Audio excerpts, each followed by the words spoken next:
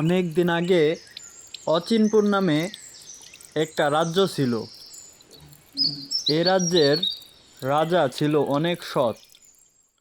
সে সব সময় তার প্রজাদের ভালোর কথা চিন্তা করত, যার কারণে রাজ্যের সকল প্রজাই তাকে পছন্দ করত।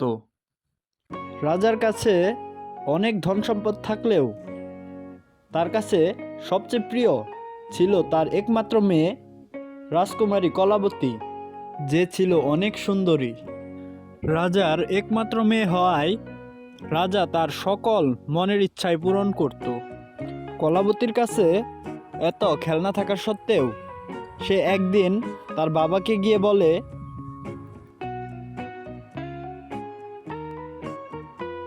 বাবা বাবা, আমার সব খেলনাই না পুরাতন হয়ে গেছে, আমাকে নতুন কিছু এনে দাও, ওগুলো দিয়ে আমি আর খেলতে পারছি না। আচ্ছা ঠিক আছে আমার প্রিয় কন্যা, আমি তোমার জন্য নতুন কোনো কিছুর ব্যবস্থা করছি। প্রহরী,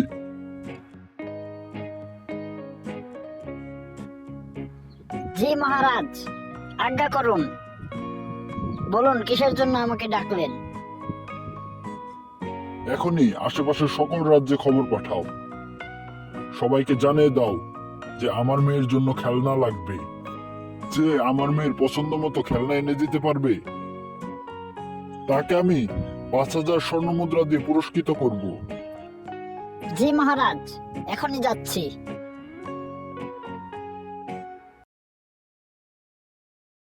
এরপর প্রহরী রাজা সাহেবের কথা মতো আশেপাশের সকল রাজ্যে এ খবর ছড়িয়ে দেয়।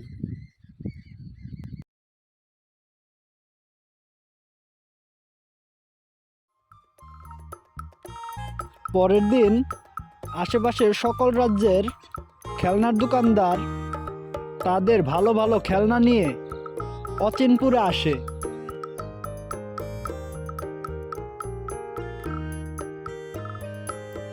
রাজবাড়ির বাইরের এক ফাঁকা জায়গায় যেন খেলনার মেলা লেগে যায়। রাজকুমারী একে একে সকল খেলনা দেখে, কিন্তু তার কোনো খেলনাই পছন্দ হয় না। এখানকার সব খেলনা দিয়ে আমার খেলা শেষ, এখন আর এগুলো দিয়ে খেলতে আমার ভালো লাগে না, একটা খেলনা আমার পছন্দ মতো নয়।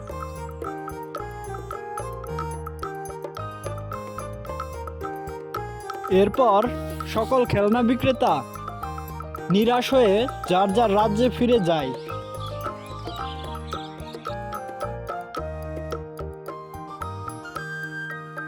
অপরদিকে রাজকুমারী নিজের পছন্দের খেলনা খুঁজে না পেয়ে সেও মনমরা হয়ে তার রাজপ্রাসাদে ফিরে যায়। রাজকুমারীর মন খারাপ দেখে রাজা অনেক কষ্ট পায় এবং রাজকুমারীর মন ভালো করার জন্য তারপরের দিন সে রাজকুমারীকে নিয়ে ঘুরতে বের হয়।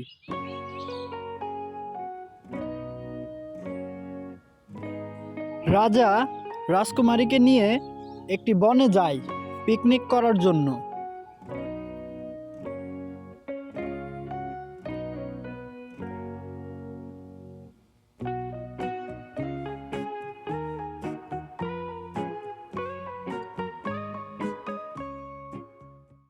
সেখানে গিয়ে রাজা সব দাসদাসী বেশ বড় করে রান্নাবান্নার কাজ শুরু করে দেয়, কিন্তু রাজকুমারীর এগুলো মোটেও ভালো লাগছিল না। সে একা একা একদিকে চলে যায়।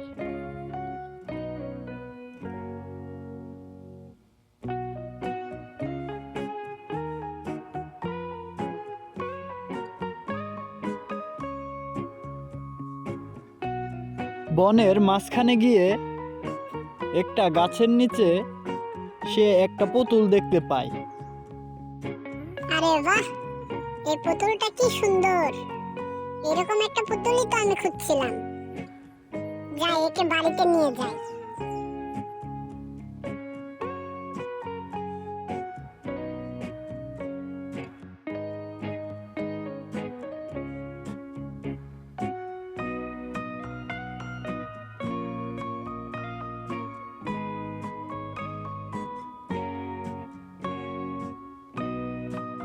এরপর রাজকুমারী পুতুলটি নিয়ে তার বাড়িতে চলে যায়। বাড়িতে গিয়ে যখন সে পুতুলটি মাটিতে রাখে তখন পুতুলটি জীবিত হয়ে যায়।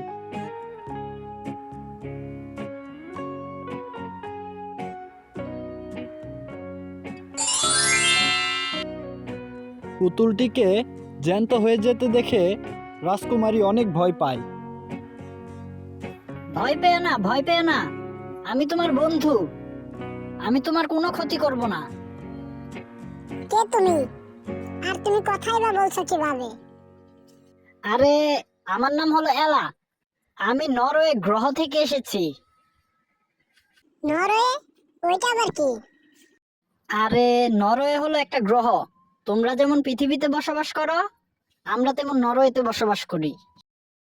ও, তাহলে তুমি তোমার গ্রহ ছেড়ে এখানে এসেছো কেন?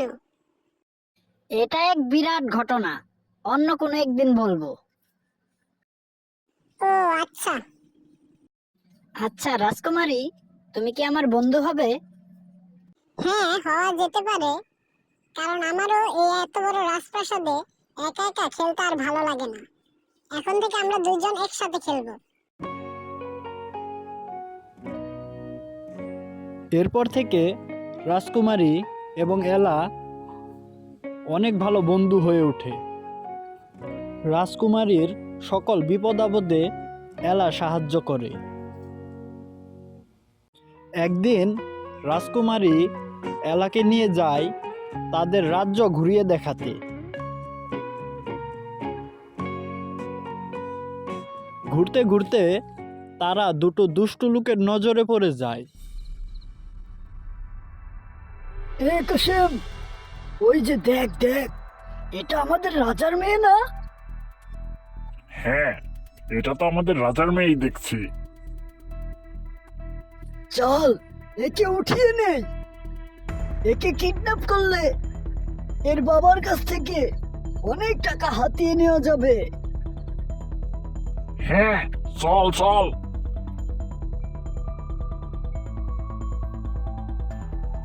এরপর দুষ্টু লোক দুটি রাজকুমারী এবং এলাকে কিডন্যাপ করে নিয়ে যায়।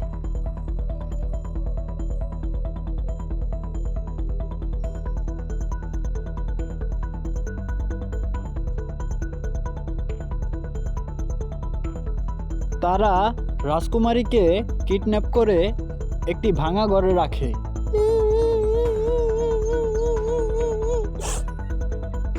আরে রাজকুমারী, রাজকুমারী, তুমি কান্না করো না।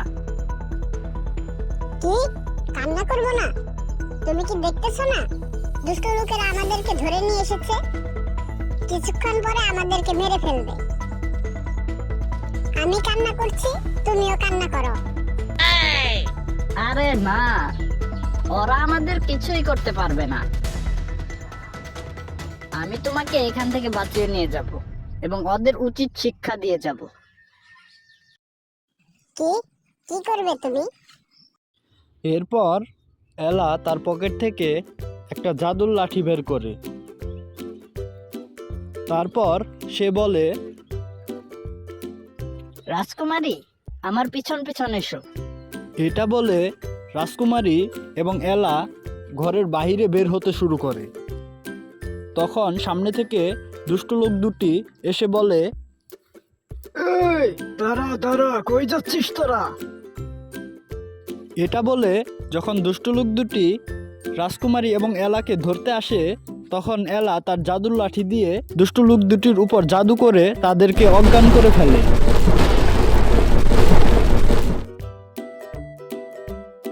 এরপর এলা এবং রাজকুমারী সেই ভাঙা বাড়ি থেকে বেরিয়ে তাদের রাজপ্রাসাদে ফিরে যায়। রাজপ্রাসাদে গিয়ে রাজকুমারী তার বাবাকে সব খুলে বলে। তার বাবা প্রহরী পাঠিয়ে দুষ্টু লোক দুটিকে ধরে নিয়ে যায় এবং তাদেরকে কারাগারে নিক্ষেপ করে।